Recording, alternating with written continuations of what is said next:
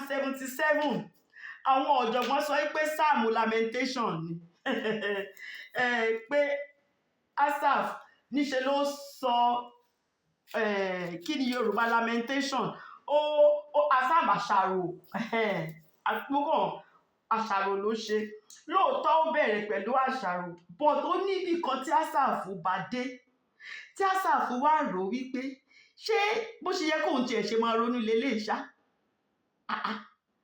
ṣé nǹkan tó fa àìlera òun nǹkan tí ò jẹ́ kára òun yá kó tí ò jẹ́ kóun gbádùn òun ni pé òun rò pé Ọlọ́run ó fi àwọn sílẹ̀ kò sọ́lọ́run ń bẹ̀ àwọn ò rí presence Ọlọ́run àwọn ò ṣe pé ṣé nǹkan tó yẹ kóun máa rò lélẹ́yìí ṣá ohun tóun ti rí ọwọ́ agbára Ọlọ́run yìí tóun ti ríṣẹ́ tọ́lọ́run yìí ti ṣe tẹ́lẹ̀ tóun dẹ̀ bá pọ́ Ọlọ́run yìí ó tóbi kò sẹ́ni tó tóbi tó ṣé nǹkan tó yẹ kóun máa rò lòun ti ẹ̀rọ yìí ṣé àánú Ọlọ́run ṣó wá lè lọ láéláé ni ṣágbára Ọlọ́run yìí ṣó wá lè dínkù ni ṣe bọ́ Ọlọ́run yìí ló lànà nínú òkun pupa ṣe bí nǹkan tó yẹ kóun máa rò nìyẹn kí ló dé tóun ṣe ń ro àwọn nǹkan tóun ń rò yẹn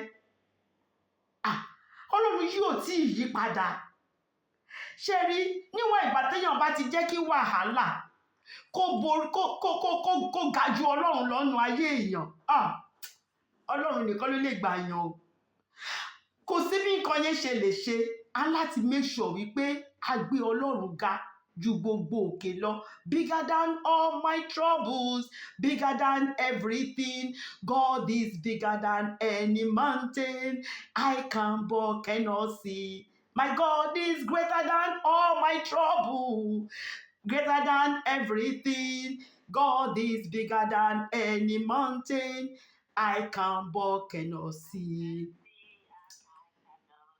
So Asaph fún rẹ̀ realize mistake ẹ̀ wípé sọ wípé mo ní láti máa rántí àwọn nǹkan tọ́lọ́run yìí tó ti ṣe Ọlọ́run yìí kò kì í yí padà o ìkan lánàá ìkan lónìí ìkan títí ayé ni Ọlọ́run tó ti ṣeṣẹ́ ìyanu fún àwọn bàbá wọn nígbà náà tí Asaph fún rẹ̀ ti rí pé ó ṣeṣẹ́ ìyanu kì í ṣe pé bóyá kò rí o ṣe bó ríṣẹ́ ìyanu ó sọ fún wa Psalm 76 iṣẹ́ ìyanu tọ́lọ́run ṣe kí ló wá dé tó wá jẹ́ wípé àkókò tó wá rò pé òun ò rí Ọlọ́run àkókò tó dàbẹ̀ ní pé ó gbàdúrà òun dẹ̀ máa pọ́ Ọlọ́run gbọ́bọ̀ tóun ò ré sí kí ló dé tó wá ronú wípé àbọ́lọ́run ti wá fi wọ́n sílẹ̀ ni ṣọ́lọ́run ò tiẹ̀ rántí àwọn ọmọ ni ṣọ́lọ́run ò tiẹ̀ ṣe ni bọ̀ fún ara ẹ̀ ló tètè ronú ara ẹ̀ padà wípé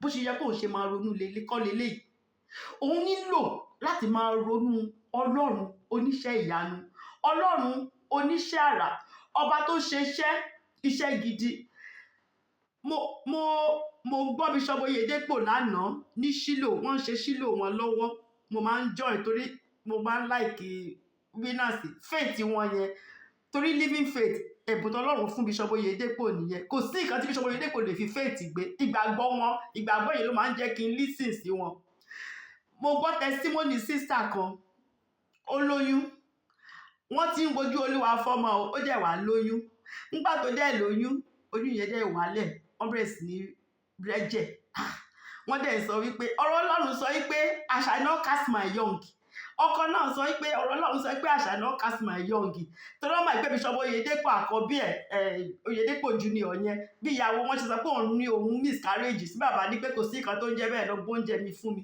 eventually ọmọ yẹn dẹ̀ wá sáyé so ọmọ náà bẹ̀rẹ̀ sí ní sọ pé àwọn kan rẹ́jẹ̀ ni o àwọn ò miscarry ọmọ yẹn ò lọ kò ṣe nǹkan kan nígbà tó rí pé ara obìnrin yẹn ò yá tó gbé dé hospital doctor sọ pé wọ́n láti evacuate wọ́n láti yọ oyún yẹn kúrò ní wípé kó má lọ tún affect obìnrin yẹn pé wọ́n láti yọ kúrò kí wọ́n fọ inú ẹ̀ so níbi tálẹ̀ tí ń ṣe náà tóbi yẹn máa fi dìde ṣe lọ́lẹ̀ tó ń sọ fún doctor wípé but God said I shall not cast my young doctor ní ẹ̀ but you already cast this one already ó ní no say that God said I shall not cast my young bẹ́ẹ̀ lóbìnrin yẹn ó lọ́lé ó dẹ̀ délé ó dẹ̀ dúpẹ́ lọ́wọ́ Ọlọ́run Father I thank you o because it is written àti kọ́ ni o kò ṣe é yí padà that I shall not cast my young o Olúwa ẹ ti sọ wípé àṣàyàn cast my young o ó dẹ̀ ń dúpẹ́ lọ́wọ́ Ọlọ́run lójoojúmọ́ after few months ikùn dẹ̀ ń ga sí ikùn dẹ̀ ń ga sí àbí wọ́n ṣe kinní yìí dáadáa ni ọkọ ní ó yá kán tún padà lọ sí hospital nígbà tán dé hospital ọmọkùnrin tó wà ń bẹ̀ o kò sí kankan tó ṣe ọmọkùnrin o wọ́n ti dókítà fúnra ara ẹ̀ tó yọ tó ṣe tó wẹ̀ tó ṣe gbogbo ẹ̀ fún wọn ó wá di pé kí leléyìí ṣé dókítà ò rí ṣe ni àbí kí ló ṣẹlẹ̀ obìnrin yẹn bí ọmọ yẹn ò tẹ́símọ́nì yẹn ni mo gbọ́ ní Ṣílò lánàá ọmọ ọkùnrin ṣe rí fèètì yìí tó jẹ́ kí n sọ ni wípé Asaph ń sọ wípé kò yẹ kí n ro nǹkan tó ṣẹlẹ̀ yẹn gangan kọ́ ló yẹ kí n máa ro ó yẹ kí n máa ro títóbi Ọlọ́run ó yẹ kí n wo àwọn iṣẹ́ ìyanu tọ́lọ́run yìí tó ti ṣe ó yẹ kí n mọ̀ pé Ọlọ́run yìí ìkan lánàá ìkan lónìí ìkan lọ́la ni kò kí n yí padà ṣé ó ní ìsọpọ̀ Ọlọ́run gbàgbé òun Ọlọ́run wá ní ẹ̀ ṣé obìnrin ṣó lè gbàgbé ọmọ tó ń fún lọ́mú ọmọ ọwọ́ tó ń fún lọ́mú pé tóbìnrin bá tiẹ̀ gbàgbé kájẹ sọ pé ó gbàgbé ọ pé òun fọmọ lọ́mú ṣóun Ọlọ́run ṣóun á wá gbàgbé wa ni Ọlọ́run ò lè gbàgbé wa àkókò kan lè wà lóòótọ́ tó máa dàbẹ́ ní pé èèyàn gbàdúrà títí gbàdúrà ó dàbẹ́ gbàdúrà ò ṣe ṣùgbọ́n Ọlọ́run ò fi wá sílẹ̀ mo rántí kinní kan tá máa ń gbé sára lé tẹ́lẹ̀ footprint in the sand ìlànà ẹsẹ̀ Ọlọ́run nínú yanrìn ẹni tó kọ kinní yẹn ẹni yẹn tó kọ sọ pé òun lálàá ni Ọlọ́run dẹ̀ ṣèlérí fóun wípé gbogbo ògbà látìgbà tóun ti fayé òun fún Jésù pé gbogbo ògbà lòun máa wà pẹ̀lú òun ò ní fi òun sílẹ̀ òun dẹ̀ wá rí pé òun rìnrìn yẹn débì kan níbi tó jẹ́ pé ó ti wá le jù òun wá rí pẹ́sẹ̀ tòun nìkan lòun wá rí ìgbà tóun bẹ̀rẹ̀ ìrìn yẹn ẹsẹ̀ mẹ́rin lòun rí tọ́lọ́run òun rí tòun ìgbà tóun wá débì kan tó ti wá pé ìrìn àjò yẹn fẹ́ le pé ẹsẹ̀ méjì lòun wá rí òun ò rí tọ́lọ́run mọ́ Ọlọ́run wá sọ fún pé ẹsẹ̀ tèmi gan lórí èmi gbé wọn ni mo gbé ọ ní ẹsẹ̀ títí ẹ gangan lórí nítorí ibi tó dé yẹn ò lè dárí ìrìn àjò yẹn mo gbé ọ ní ẹsẹ̀ tèmi nìkan lórí so kò sígbà kankan ká lè sọ wípé Ọlọ́run ò lè ever fi wá sílẹ̀ ẹ jẹ́ ká mọ̀ Ọlọ́run ò lè ever fi ọmọ ẹ̀ sílẹ̀ téèyàn bá ti di àtúnbí ìlérí tó ṣe fún wa nìyẹn o ó ní òun ò ní fi wá sílẹ̀ ó ní I will never leave you nor forsake you kò ní fi ṣe nǹkan tó ti ṣẹlẹ̀ ó ti ní èrò pé nǹkan báyìí ló máa ṣẹlẹ̀ nínú ọdún yìí ó ti kọ gbogbo ẹ̀ sílẹ̀ ṣùgbọ́n kò rí bẹ́ẹ̀ má bínú o má sọ wípé Ọlọ́run ó rẹ̀ ti sọ ọdún ìtún ti lọ má fi ìbínú wọnú ọdún tuntun o ẹni tó bá fẹ́ rí nǹkan gbà lọ́wọ́ Ọlọ́run ó máa dúpẹ́ ní o Olúwa lóòótọ́ mo kọ gbogbo àwọn nǹkan yìí sílẹ̀ gbogbo nǹkan yìí ló wù mí kẹ́ ṣe nínú ọdún yìí ṣùgbọ́n ẹ̀yin lọ́lọ́run ẹ̀yin lẹ mọ̀ you know the best ẹ̀yin lẹ mọ̀ gbogbo ẹ kí lèmi mọ̀ pé mo tiẹ̀ ní èémí ìyè yìí ó tó láti dúpẹ́ lọ́wọ́ Ọlọ́run pé mo fẹ́ tọ̀ mo lè tọ̀ mo fẹ́ yàgbẹ́ mo lè yàgbẹ́ ó mà tó láti fi dúpẹ́ lọ́wọ́ Ọlọ́run ẹ̀yin tẹ́ ìtajọ ń ṣiṣẹ́ kan náà ẹ mọ̀ pé nígbà mìíràn téèyàn kan bá yàgbẹ́ inú wa máa dùn ní kó yàgbẹ́ dọ́tọ̀ máa béèrè pé ṣó yàgbẹ́ àbí kò yàgbẹ́ torí àìmọye ẹni tí ò lè yàgbẹ́ o ní hospital o àìmọye o ẹ jọ̀ọ́ àìmọye tí ò lè jẹun ẹ wo apáàsì nǹkan fún wọn tí wọ́n fi ń jẹun èèyàn míì imú ẹ̀ ló ń jẹ́ ń gbà lọ sísàlẹ̀ inú ẹ̀ ṣùgbọ́n ó dẹ̀ jókòó nínú ilé ẹ̀ gàrí tó ní ó dẹ̀ gbé ó dẹ̀ mú kò sí wàhálà kò sí nǹkan kan ó dẹ̀ ń mi atẹ́gùn tọ́lọ́run tó fún ẹ yìí ó san wọ́n kọ́bọ̀ ó san kọ́bọ̀ nínú ọdún yẹn máa yẹ àwọn tó travel tí wọ́n lásìdẹ̀ntì tán wà á fi yọ wọ́n o ṣùgbọ́n ìwọ dẹ̀ ń lọ òun wa mọ́tò òun lọ òun jáde òun lọ òun bọ̀ tí gbogbo ọdún nǹkan kan ò dẹ̀ ṣe ewu kankan ò dẹ̀ wọ́ ẹ dúpẹ́ lọ́wọ́ Ọlọ́run ẹ má ro ti eléyìí tá a kọ nǹkan tó ń ṣe Asaph nìyẹn o pé eléyìí tó ń ṣẹlẹ̀ lọ́wọ́lọ́wọ́ tóun lọ ń bara jẹ́ sínú ẹ̀ yí pé òun ló fa àìlera fún òun o kò dẹ̀ yẹ kóun ronú bẹ́ẹ̀ rárá ó yẹ kó ti yé òun jù yẹn lọ wípé nínú àkókò yẹn tóun rò pé Ọlọ́run ò dá sí òun ó yẹ kóun máa ro àwọn nǹkan tọ́lọ́run ti ṣe gbogbo iṣẹ́ ìyanu tọ́lọ́run ti ṣe gbogbo ọjọ́ ayé wa ọwọ́ Ọlọ́run ló wà tẹ́ bá bínú sọ́lọ́run ta ló fẹ́ ṣe yín lóore kò sí ẹ téèyàn ò bá lè báwo ló ṣe ń sọ Yorùbá ẹ téèyàn ò bá lè tẹ́ ẹ̀ lè kọjá ẹ kúkú dúró dè é ni. And he knows the best o. Òun ló mọ nǹkan tó dára jù fún wa o. Ẹ jọ̀ọ́ ẹ má fi ẹ má fi pé kò ṣe lè fún mi ẹ má fi yẹn wọjú tutù o. Sódà gbogbo nǹkan tẹ́ ẹ̀ ń wojú Ọlọ́run fún kọ́lọ́run kó ba lè ṣe fún wa. Ọpẹ́ ni ká fi máa dúpẹ́ lọ́wọ́ Ọlọ́run o. Olúwa ẹ ṣé, Olúwa ẹ ṣe léyìí, Olúwa ẹ ṣe léyìí, Olúwa ẹ ṣe léyìí. Èyí tó kù kò ń ṣe wàhálà fún yín, kò sí ṣòro fún yín. Ẹ̀yin lọ́lọ́run ẹran ara, ṣó nǹkan wa ṣòro ṣe fún yín ni. Ẹ wo obìnrin tó ní miscarriage ẹgbà tí mo gbọ́ testimony yẹn lánàá mo la ẹnu mi ni pé faith obìnrin eléyìí sísá eléyìí tún ga o. Wọ́n o ti cast ẹ̀ already. Ó dẹ̀ sọ pé ọ̀rọ̀ Ọlọ́run kò ṣe é yí padà, it is written. It is written. Doctor ti cast ẹ̀. Ó dẹ̀ sọ pé it is written sẹ́. It is written sẹ́. Lóòótọ́ 9 months ó kúkú bí ọmọ náà. Ó kúkú bí.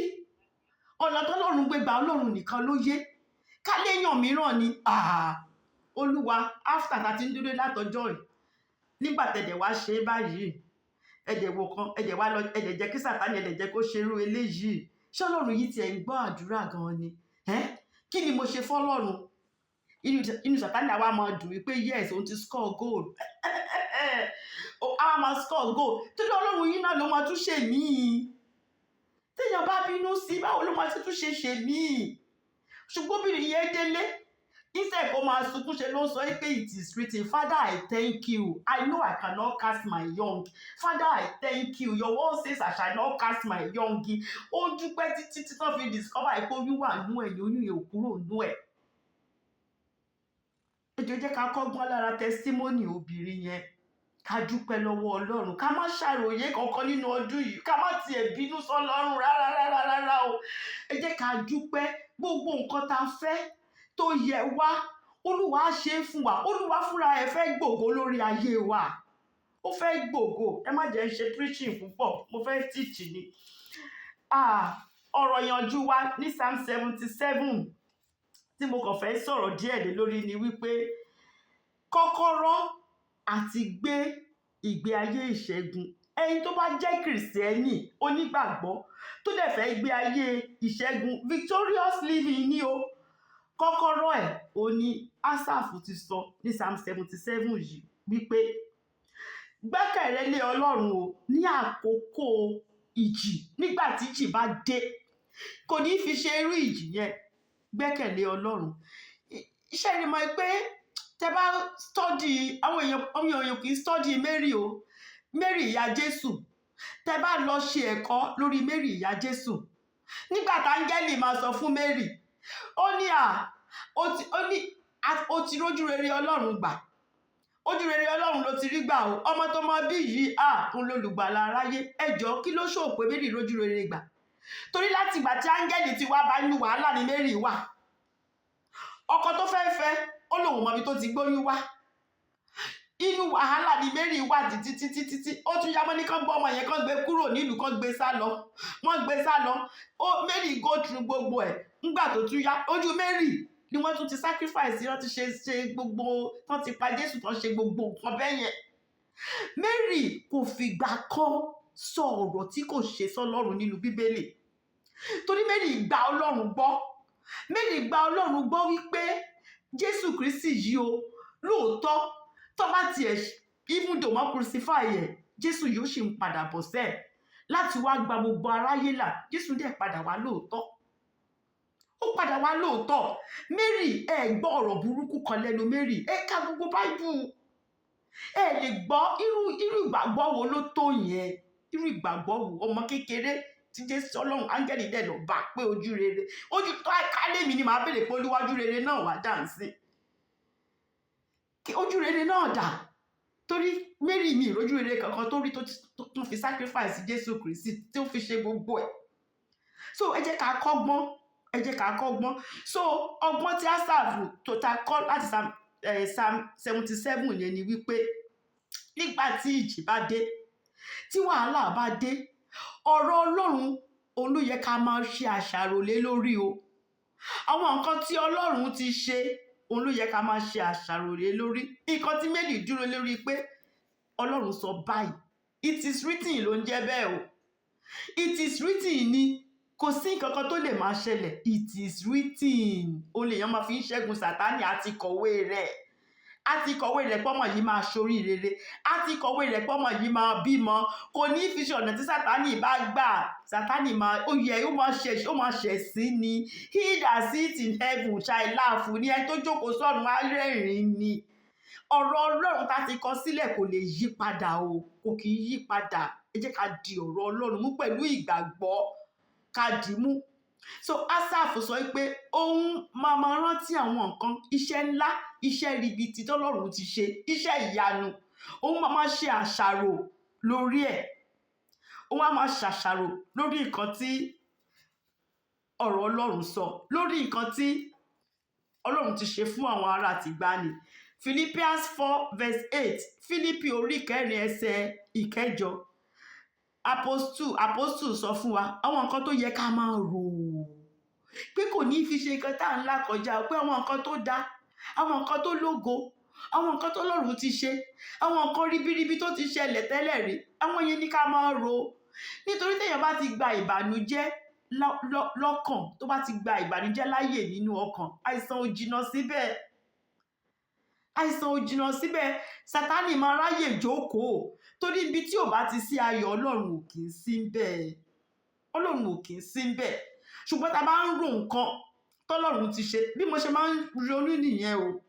Máa rò nǹkan, ó lè jẹ́ testimony èèyàn kan ni màá rántí. Máa rò pé Ọlọ́run tó ṣe báyìí fún sister yẹn, Ọlọ́run tó ṣe báyìí fún brother yẹn, adẹ̀kọ̀wé rẹ̀ náà pé báyìí ló máa ṣe rí.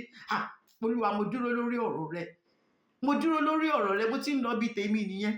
Mo ti kúrò lórí nǹkan yẹn. Bí mo tẹ̀ ń feel nǹkan yẹn, mi ní fọkàn mi sí mọ́.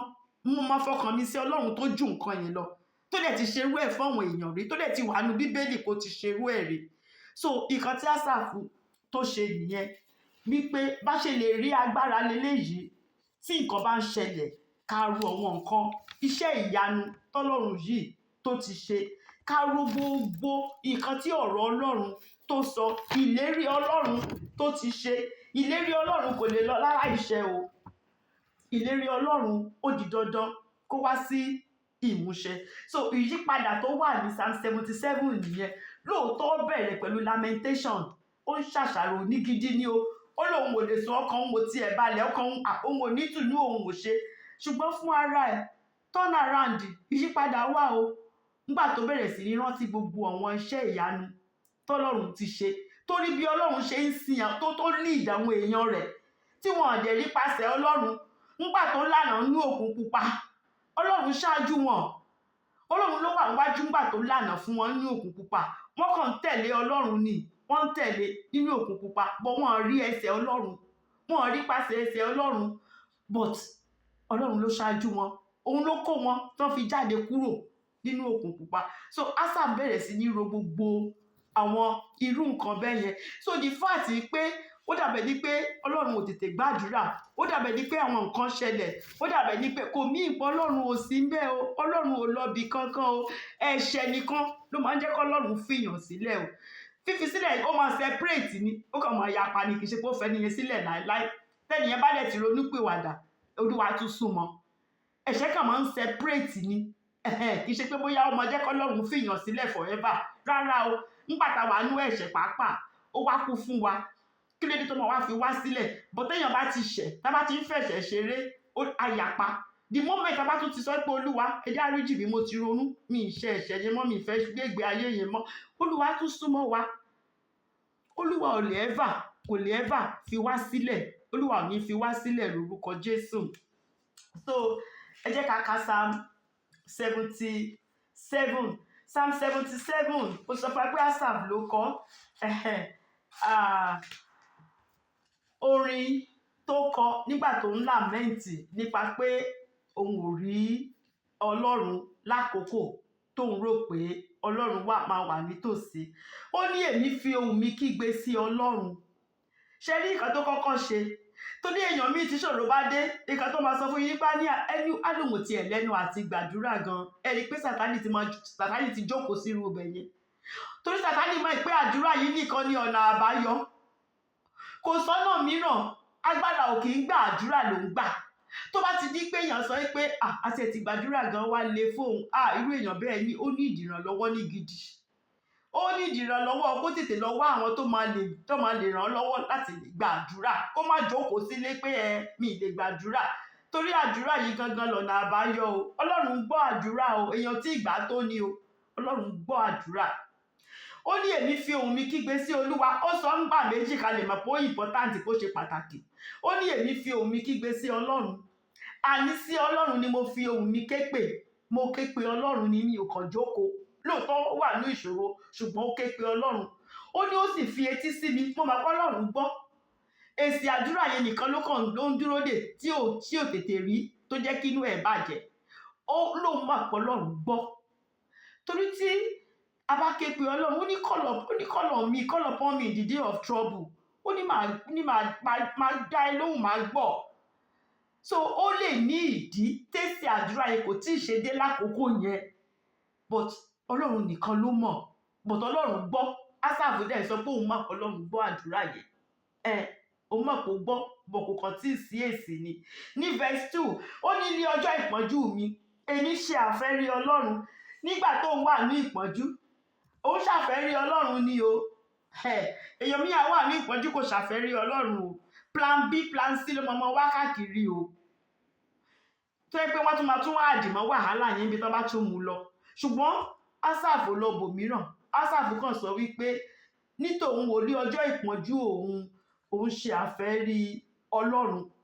Ó ní ọwọ́ mi náà ní òru yẹn ní pé ṣe mọ̀ pé téèyàn bá ń gbàdúrà èèyàn máa kápá sókè ni.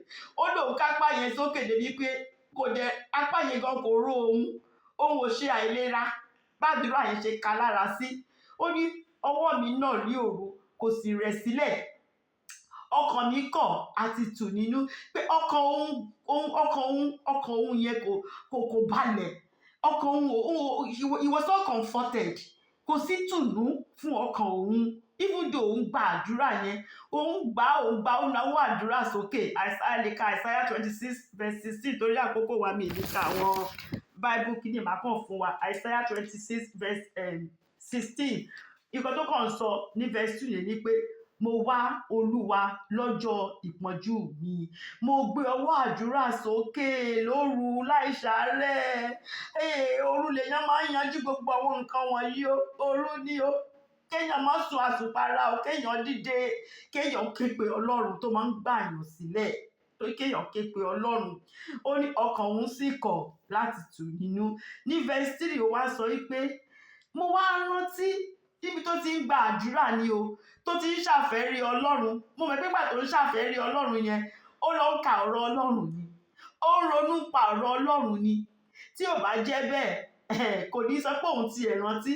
Ní verse 3 ó ní èmi rántí Ọlọ́run, tó ní pé ó ń ṣàfẹ́rí Ọlọ́run yẹn ló ṣe wá rántí pé wá Ọlọ́run yìí mo rántí ẹ̀, mo rántí àwọn nǹkan tọ́lọ́run yìí tó ti ṣe, mo rántí àwọn iṣẹ́ ìyanu gbogbo. Ó ní èmi kẹ́dùn pé òun wá ń kẹ́dùn. Ó lóun wá bẹ̀rẹ̀ sí ní ṣàròyé. Ṣé rí tá bá ti ń ṣàròyé yẹn kò gbéyàn lọ bì kankan. Bishop Oyedepo ní complain máa ń complicate matter ni. Bí ìmọ̀ yẹn ń Yorùbá wọ́n ní complain ó máa ń complicate matter. So ó lóun ṣe àròyé, ó lóun sì rẹ̀wẹ̀sì. Nǹkan tó máa ń fà rẹ̀wẹ̀sì nìyẹn o. Tó bá ti di wípé a ti jẹ́ kí wàhálà yẹn a ti gbé ga ju Ọlọ́run lọ. Lóòótọ́ nǹkan yẹn lè ṣùgbọ́n kò sí bó ṣe lè le tó, àgbọ́dọ̀ gbé ga ju Ọlọ́run lọ. Ó ní mo rántí Ọlọ́run tó máa ń ṣiṣẹ́ ìyanu o. Òun dẹ̀ wá rí pé òun kẹ́dùn, òun wá rí pé àṣé òun kàn ṣàròyé ni, òun complain òun wá rẹ̀wẹ̀sì. Ó ní ká lọ ronú sí nǹkan tó ń sọ yẹn, pé ṣé nǹkan tó yẹ kóun máa ṣe nìyẹn, ìyẹn ni pé ẹ lọ ronú sí. Ṣé ló yẹ kóun máa kẹ́dùn? Ṣé ó yẹ kóun máa ṣàròyé ni? Ṣé ló yẹ kọ́kàn òun rẹ̀wẹ̀sì? Ẹ lọ ronú sí. Sélà ẹ lọ ronú sí nǹkan tí mo sọ yẹn. Ní verse 4 ó ní ìwọ Ọlọ́run, ìwọ kò fẹ́ kí èmi kí ó fi ojú ba oorun. Yẹn ní pé ká ní pé o ti dá mi lóhùn àdúrà yẹn, kò ní nídìí pé mò ń ṣe vigil. Vigil tí mò ń ṣe yìí, ṣe mọ̀ pé tí nǹkan bá dé kíákíá kò sẹ́ tó máa kọjú kẹ́ tó bẹ̀rẹ̀ ẹ̀ṣọ́ òru. Ó ní ìwọ kò fẹ́ kí èmi kí ó fi ojú bá run. Ẹnu yọ̀ mí tó bẹ́ẹ̀ tí èmi kò lè sọ̀rọ̀, pé ẹnu òun gan kò tiẹ̀ wá lè sọ̀rọ̀ níbi tó ti gbàdúrà dé. Ní verse 5 ó wá ní èmi ti ń ro ọ̀rọ̀ àtijọ́ o. Ẹ máa wo, ó ní mo wá ń ro ọ̀rọ̀ àtijọ́ nísìnyìí, mo ti ń gbàdúrà o, mo ti ń ṣe, mo wá ń ro ọ̀rọ̀ àtijọ́ pé eléyìí tí mo fi ń complain yìí, tí mo fi ń ṣàròyé yìí, ó yẹ kí tiẹ̀ wo àwọn nǹkan tọ́lọ́run yìí ti ṣe nínú ayé mi. Nígbà báyìí Ọlọ́run ṣe báyìí, nígbà báyìí Ọlọ́run ṣe báyìí. Bí Dáfídì ṣe máa ń ṣe nìyẹn o. Nígbà tó Ọlọ́run tó gbà wọn lọ́wọ́ kìnìún, tó gbà wọn lọ́wọ́ àmọ̀tẹ́kùn, tó gbà wọn lọ́wọ́ Gòláyátì, Ásáfù sọ pé òun bẹ̀rẹ̀ sí ní wá ń ro ọjọ́ àtijọ́, òun wá ń ro ọdún ìgbàanì, àwọn ọdún tó ti pẹ́, àwọn iṣẹ́ ìyanu, àwọn iṣẹ́ ńláńláńlá tọ́lọ́run ti ṣe fún àwọn bàbá wọn, tó ti ṣe lójú òun pàápàá. Òun wá bẹ̀rẹ̀ sí ní rò ó. Ó ní verse 6, ó ní mo rántí orin mi lóru, nígbà tí mo máa kọrin sọ́lọ́run lóru. Ó ní èmi ń bá àyà mi sọ̀rọ̀, ọkàn mi sì ń ṣe àwárí jọjọ. Nísìnyìí ó wá ń bá ọkàn ara rẹ̀ sọ̀rọ̀. Ó ti làmẹ́ǹtì o, ó ti ṣàṣàrò tán o, ṣùgbọ́n nísìnyìí tó bá dé, ó wá ń bá ọkàn ara rẹ̀ sọ̀rọ̀ ìpè ṣe nígbà kan wà tẹ́ pé omi ni máa ń kọ sọ́lọ́run lóru, màá máa kọrin, màá máa gbé Ọlọ́run ga. Ó ní nísìnyìí mo wá ń bá ọkàn mi sọ̀rọ̀, ó ń bọ́kàn ara ẹ̀ sọ̀rọ̀ ń sìn ni. Ó lóun wá ń ṣe àwárí jọjọ, ó ń ronú gbogbo àwọn nǹkan tó ti ṣẹlẹ̀, ó wá ń ṣàṣàrò lórí gbogbo àwọn nǹkan tó ti ṣẹlẹ̀. Ní verse 7, ó wá ń béèrè ìbéèrè o, ó ń bi ara ẹ̀ ní ìbéèrè ni o, wípé Ọlọ́run yìí, Olúwa yìí, ṣé ó lè ṣáyàn tì títí láéláé ni? Olúwa yóò há àṣàyàn tì títí láéláé. Ṣó possible ni k'Olúwa ṣá ọmọ ẹ̀, ó ṣá tì títí láéláé kó má dà sí? Ìbéèrè kejì, ó ní ṣó wá ṣeé ṣe k'Ọlọ́run kó má ṣojú rere mọ́? Ó ń bi ara ẹ̀ ní o, tó lọ́lọ́run yìí ti ṣeṣẹ́ ìyanu tẹ́lẹ̀, Ọlọ́run yìí ti ṣojú rere tí mo ti rí, tí gbogbo wa ti mọ̀ tẹ́lẹ̀.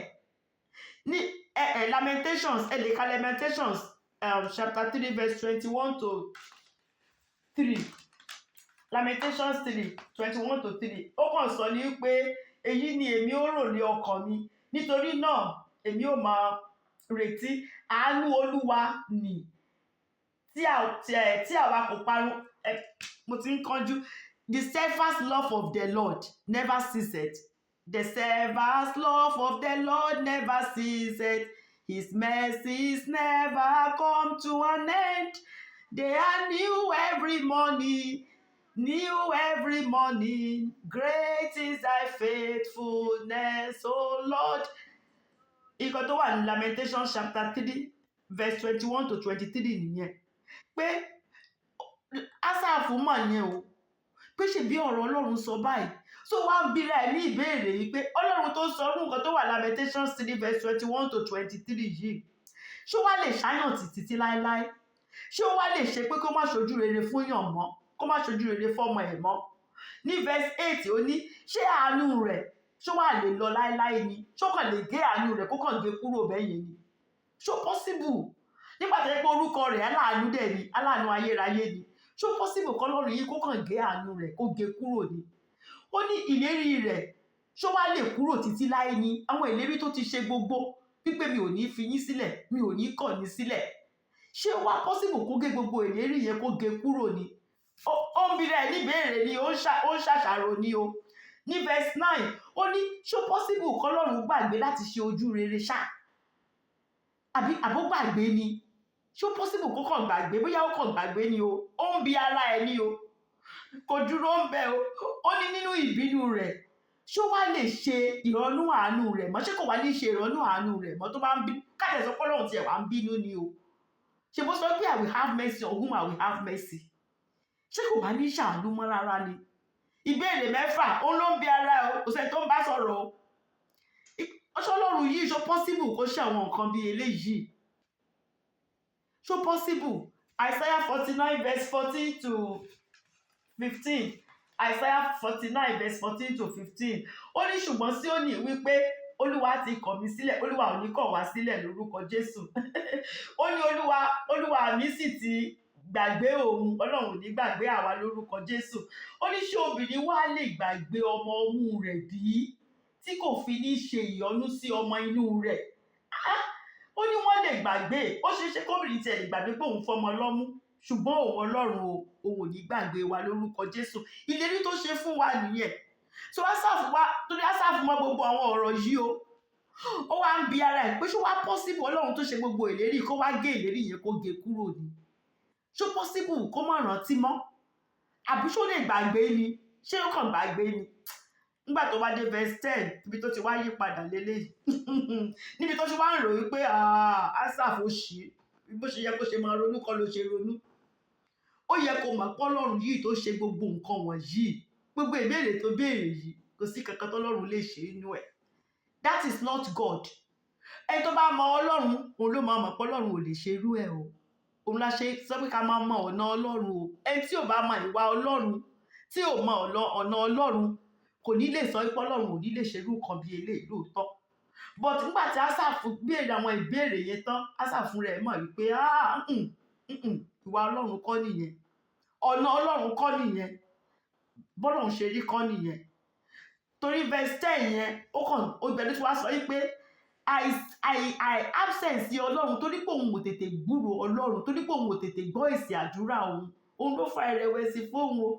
Òun ò tètè rántí ọwọ́ ọ̀tún agbára ọlọ́run tó máa ń ṣe iṣẹ́ ìyanu. Ṣé mo pé ọwọ́ ọ̀tún ẹ̀ ló máa ń ṣe iṣẹ́ ìyanu? Ọwọ́ ọ̀tún agbára yẹn òun ò tètè rántí àwọn iṣẹ́ tó ti ṣe sẹ́yìn.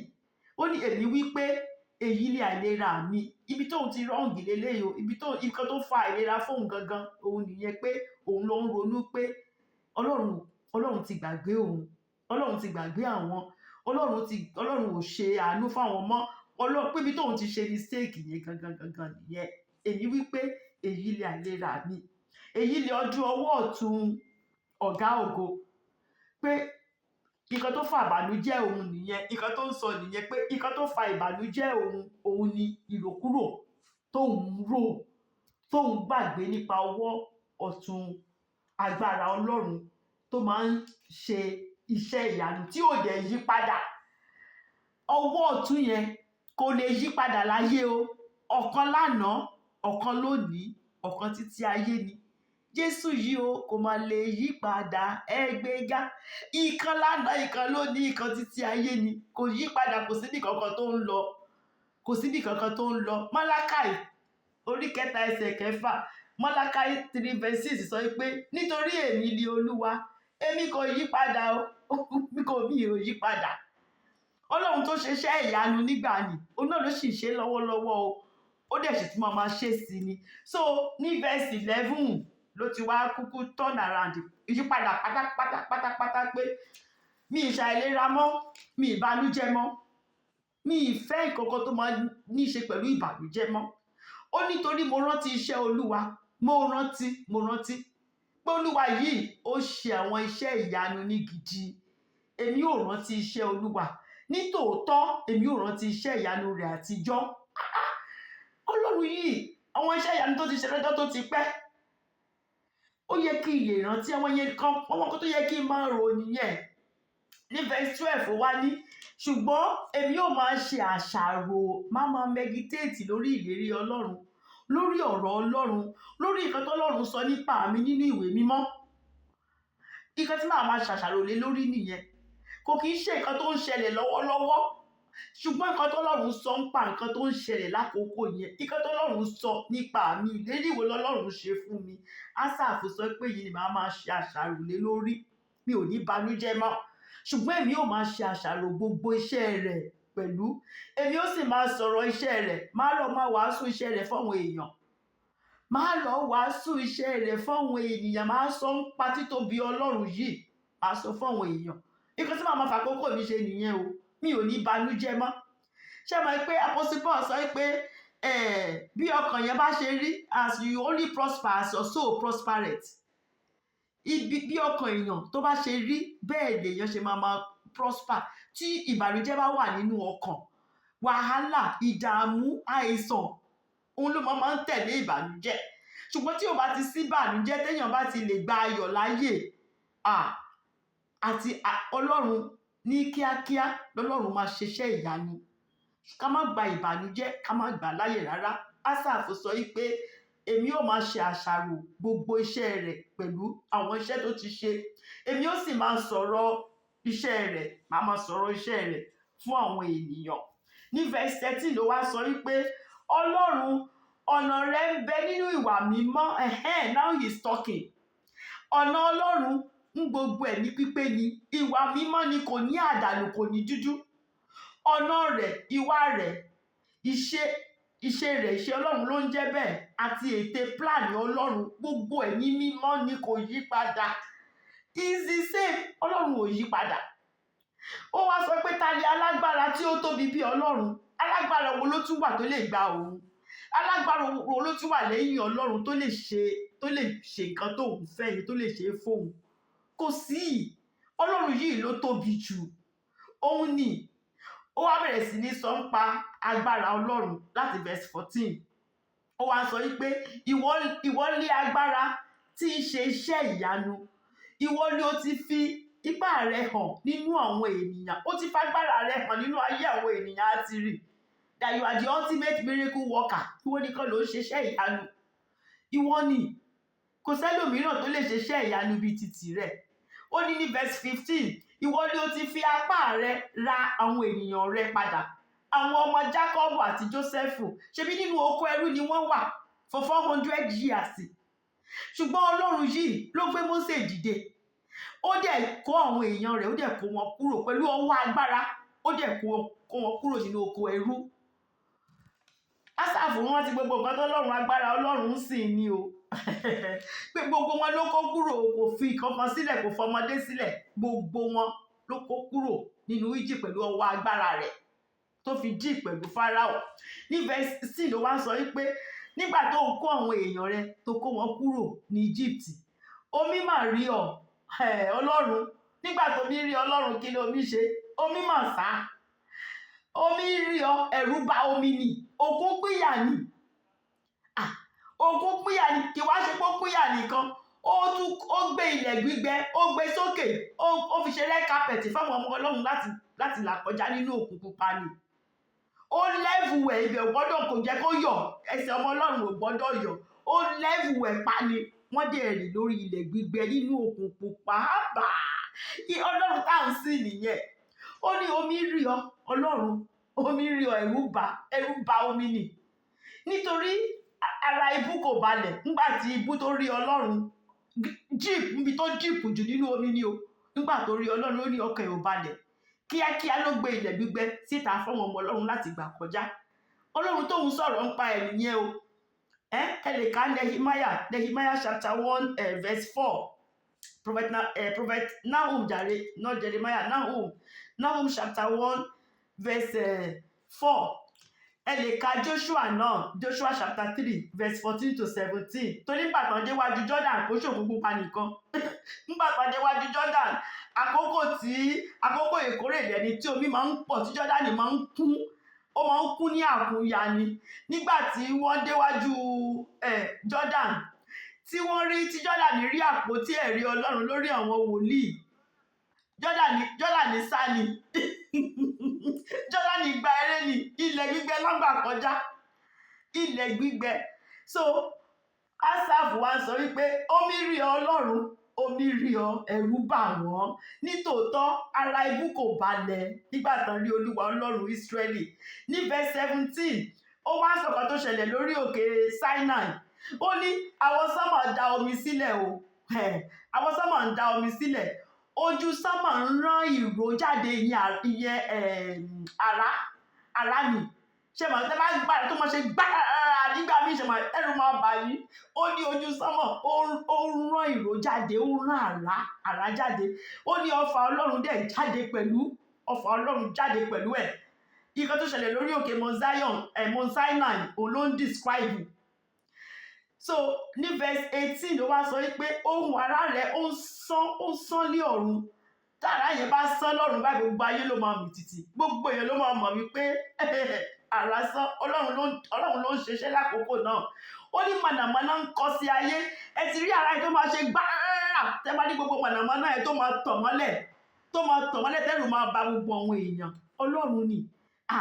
Ó ní ilẹ̀ máa ń wárìrì nígbà tó rí ẹ. Nígbà tí ilẹ̀ rí ẹ, ilẹ̀ máa wárìrì, ẹ̀rù bà ilẹ̀ ni nígbà tó rí ẹ. Psalm 114, ẹ lọ ka Psalm 114, ẹ máa rí ń bẹ̀. Òkun rí ẹ, òkun sá. Jọ́dánì rí ọ, ó padà sẹ́yìn.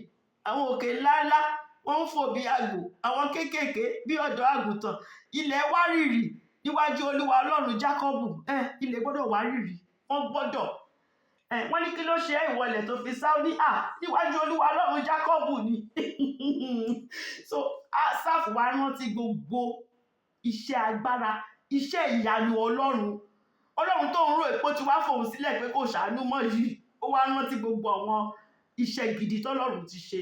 Ní verse 19 ló wá sọ pé ó ní ọ̀nà rẹ̀ ń bẹ ní òkun àti ipa rẹ̀ nínú àwọn omi ńlá. Torí ńgbà tá ń kọjá nínú òkun, Ọlọ́run ló ṣáájú wọn. Ó ní ọ̀nà tán gbà yẹn, ọ̀nà Ọlọ́run ni. Báwo lọ̀nà ṣe máa yọ sínú ibú? Asaph sọ pé ṣé bí ọ̀nà rẹ̀ ń bẹ ní òkun àti ipa rẹ̀ nínú àwọn omi ńlá. Ipasẹ̀ rẹ̀ ni a kò sì mọ̀, torí àárí footprint yẹ lórí ilẹ̀, ṣùgbọ́n a mọ̀ pé ìwọ ló kó àwọn èèyàn rẹ̀ jáde. Ìwọ ló kó wọn jáde kúrò nínú òkun ńlá, kúrò nínú òkun pupa.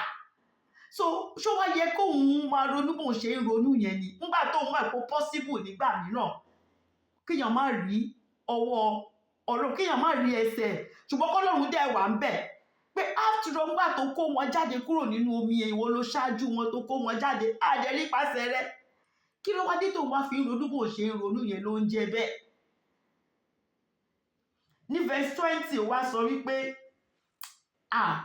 ìwọ dá àwọn ènìyàn rẹ bí ọ̀wọ́ ẹran. Ṣé mọ̀ pé Ọlọ́run òun ni olùṣọ́ àgùntàn wa? Dáfídì sọ fún wa Psalm 23, Olúwa olùṣọ́ àgùntàn wa, àgùntàn pápá rẹ̀ ni wá.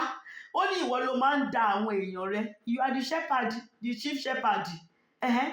Ìwọ ló máa ń dá wa. Even though àárí níwájú, but ó ń dá wa.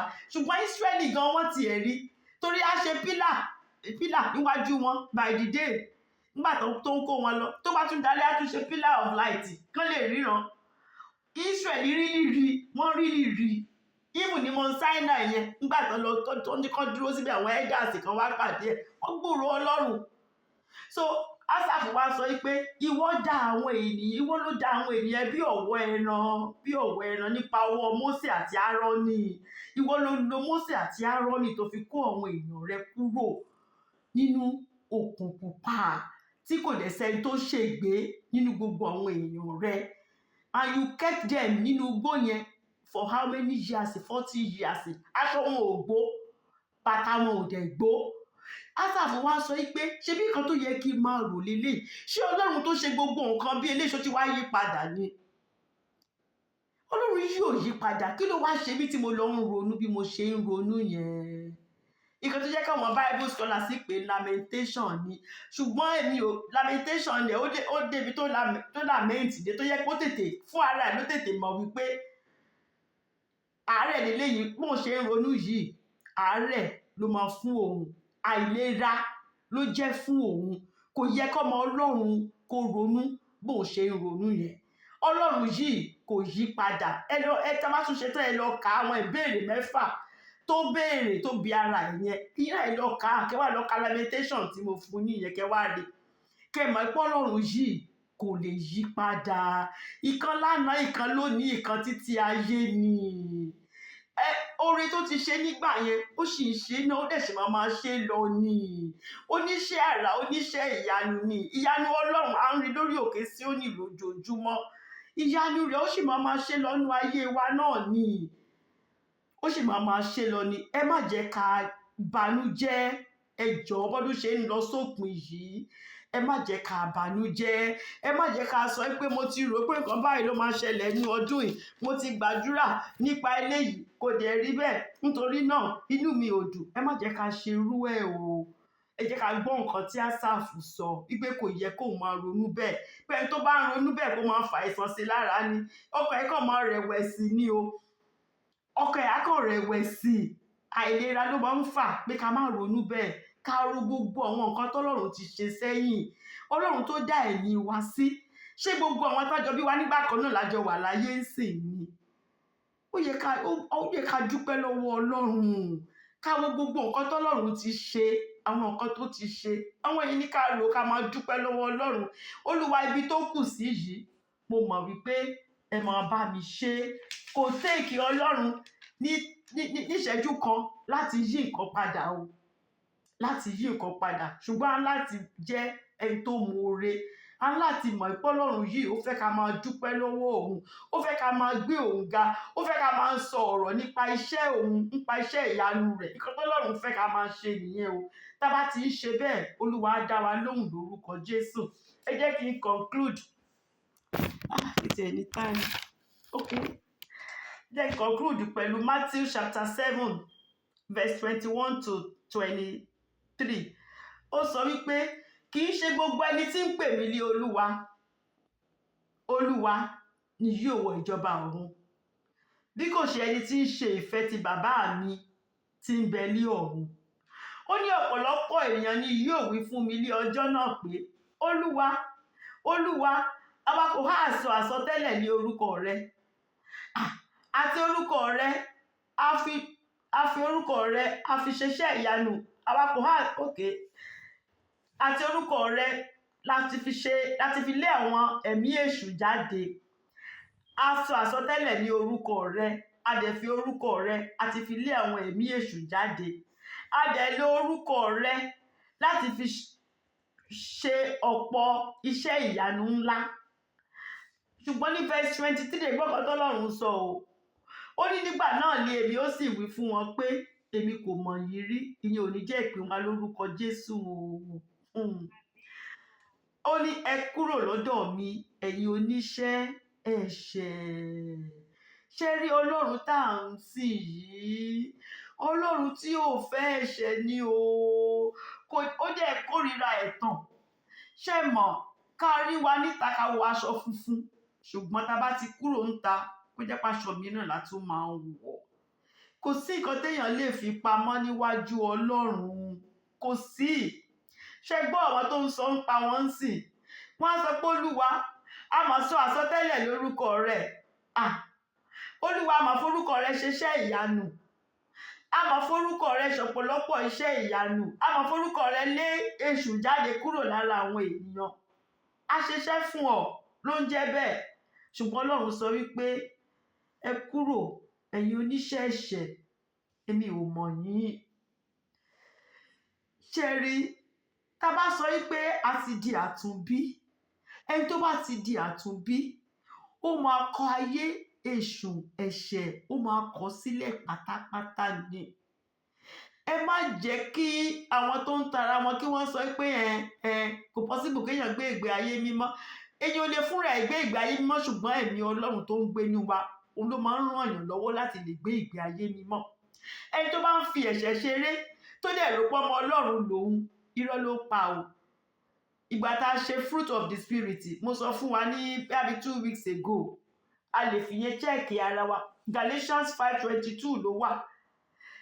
Ẹ lọ wo mẹ́sẹ̀sán, ẹ wo mélòó ló wà nú ayé yín níbẹ̀. Tẹ́ bá ti rí pé àwọn nǹkan tó wà níbẹ̀ yìí kò sí nú ayé yín, ẹ ṣàtúnṣe o. Ẹ ṣàtúnṣe. Èèyàn ò lè kó máa fi ẹ̀ṣẹ̀ kó máa fi ṣeré, kó sọ pé ẹ̀tọ́ nípọ́ lọ́run dẹ̀ ṣì ń lòun, òun ṣáà ń sọ àsọtẹ́lẹ̀, òun ríran, òun dẹ̀ ń ṣe, òun lé àwọn èṣù jáde, òun dẹ̀ ń ṣe. Ọlọ́run á lò ẹ́ láti ṣerú ẹ̀ because Ọlọ́run fẹ́ ṣe fún àwọn tó nídìí ẹ̀ lákòókò yẹn. Ó ti tán, that's it. Torí lákòókò yẹn ó fẹ́ báyàn sọ̀rọ̀, ó dẹ̀ fẹ́ kán gbọ́. So ó dẹ̀ mọ̀ pé òkè eléyìí wà ńbẹ̀, jẹ́ kí n gbẹnu ẹ̀ sọ̀rọ̀. Ṣùgbọ́n sórúkọ ẹ̀ wà nínú ìwé ìyè mi. Ìyẹn ló ṣe pàtàkì jù. Kéèyàn ṣiṣẹ́ kéèyàn má gbèrè ní oríṣẹ́ tiwa lórúkọ Jésù o. Torí iṣẹ́ tá à ń ṣe fọ́lọ́run yìí ó lérè o. Ó lérè, ṣùgbọ́n ọ̀pọ̀lọpọ̀ ló máa ṣe tó jẹ́ pé kò sí nǹkan kan tó máa gbà sí. Nítorí Ọlọ́run á sọ wípé kúrò oníṣẹ́ ẹ̀ṣẹ̀, mi ò mọ̀ ọ́ rí. Èèyàn máa repent, èèyàn á ṣe ìrònúpìwàdà. Kì í ṣe pé ká ṣe ẹ̀ṣẹ̀ kan lénìí, Olúwa dáríjì mi, ọ̀la tún lọ ń ṣe ẹ̀ṣẹ̀ the same ẹ̀ṣẹ̀, Olúwa dáríjì mi. Ọmọ Ọlọ́run ò kì í ṣe bẹ́ẹ̀, torí ẹ̀mí Ọlọ́run ó ń gbénu wa. Mo rántí late Sunny Okosun, ó kọrin kan ó ní great change since I met God, great change since I met God, great change since I met God, there's a great change since I met God, all the things I used to do I do them no more, all the bad things tí mò ń ṣe, àwọn nǹkan tí ò dá gbogbo tí mo ti ń ṣe tẹ́lẹ̀, ó ní I do them no more. Ó ní àwọn ọ̀rẹ́ burúkú tóun ti ń bá rìn tẹ́lẹ̀ tán máa jọ lọ mu ọtí tán máa ń kóbìnrin, ó ní òun ò bá wọn ṣeré máa, ó ní I follow them, ó ní I keep them no more, there's a great change since I met God. Téèyàn bá di àtúnbí ìyàtọ̀ máa ń wà pátápátá. Tá bá sọ pé àtúnbí ni wá tàdé ń fẹ̀ṣẹ̀ ṣeré, kò síbi kankan tó ń líìdì o, ìyà àìnípẹ̀kun ni o, ni ò ní jẹ́ pín wa lórí òkè Síónì lórúkọ Jésù.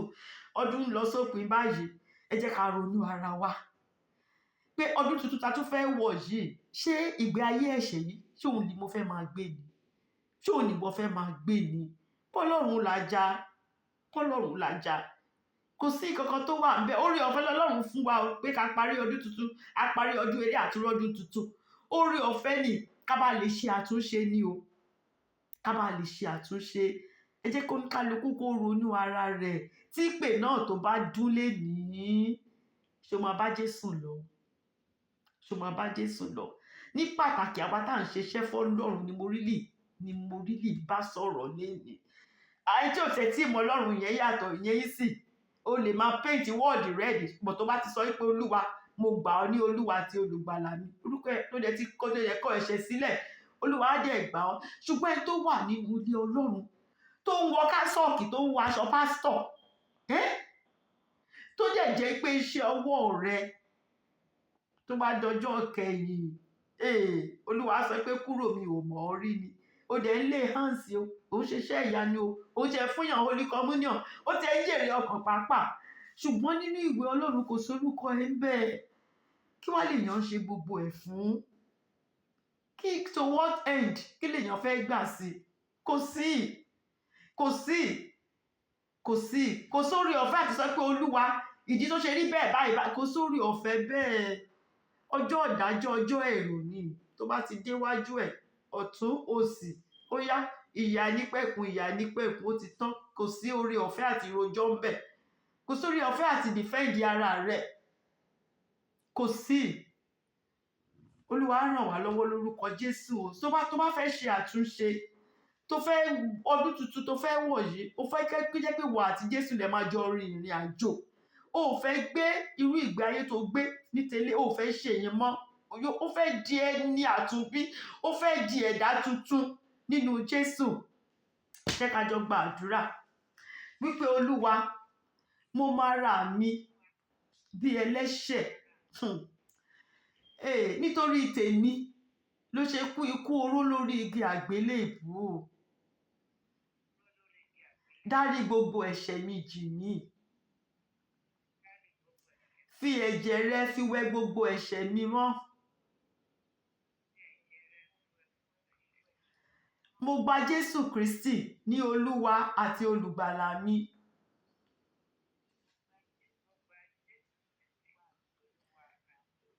Èmi náà fẹ́ bá ọ jíǹde bó ṣe jíǹde lọ́jọ́ kẹta.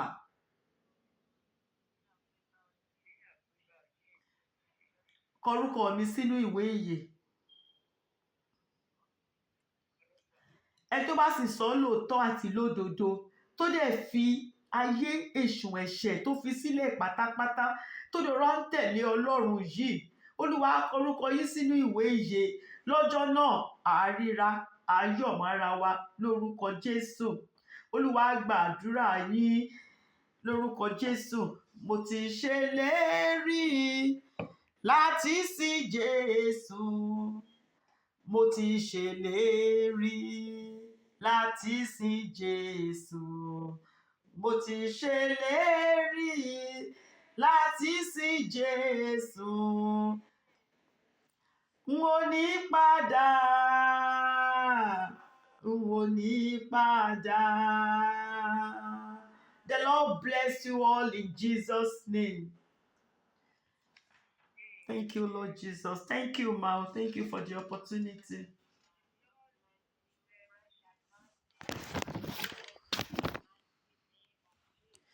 Amen.